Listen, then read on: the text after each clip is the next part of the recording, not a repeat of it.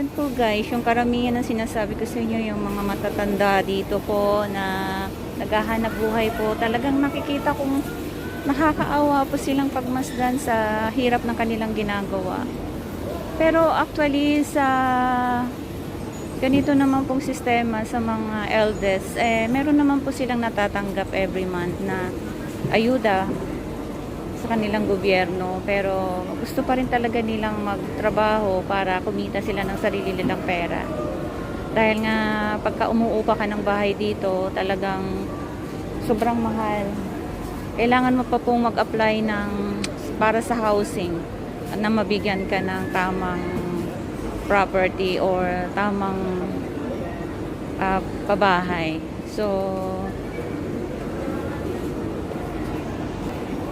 kailangan nilang mag-apply ng sapat.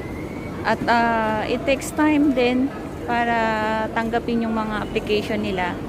Pero sa mga elder po, may sarili-sarili silang bahay na talagang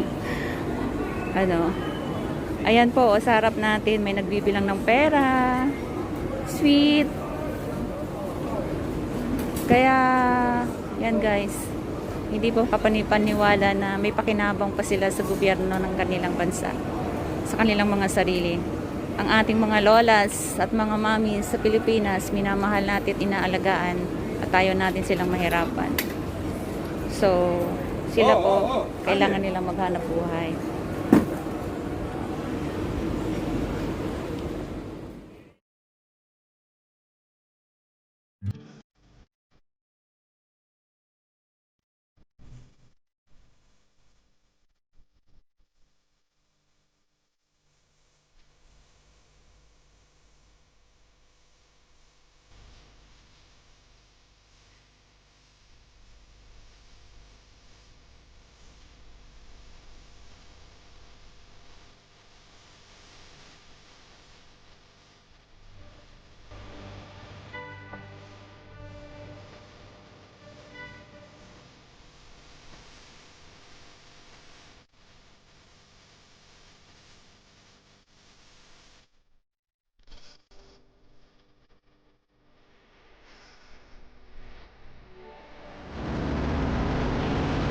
Kapag local ka, taga Hong Kong, pwede ka pong magtrabaho at kumita ng pera at pamamaraan ng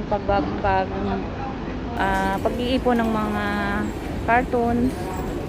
At yan po ay binebenta nila. Ang ginagawa po nila dyan, binabasa nila, kaya para bumigat yung timbang ng kanilang mga ibinebenta. So, yan po yung buhay ng mga matatanda rito sa Asia. Po nila dinadala yung mga nakolekta nilang mga charyo, bote, tsaka newspaper sa chunk shop na to ng mga elder po kanina, mga elder. So yan, dyan po sila nagdadala. So guys, ay ayun po, sana maramdaman din natin na ang ating mga magulang, ang ating mga lola ay importante sa buhay natin.